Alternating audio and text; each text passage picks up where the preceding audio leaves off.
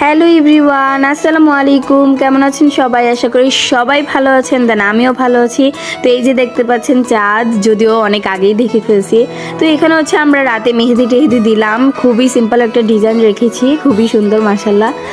সবাইকে জানাই হাম্বা মোবারক। সকাল সকাল উঠে পড়লাম, উঠেই দেখি আপু বানিয়েছে নবাবী শ্যামাই। এইটা গাইস এত মজা ছিল, আমার ফার্স্ট টাইম আমি ট্রাই করেছি, বাট এত মজা, বাট দেখেই বোঝা যাচ্ছে অনেক মজা। তারপর আমার ফেভারিট নুডলস রান্না করেছে আপু। এইখানে আছে সমোচা, খুবই মজা ছিল এটা। তারপর আছে আমার ফেভারিট আম, আর এটাই ছিল আমাদের ঈদের দিনের সকালের নাস্তা।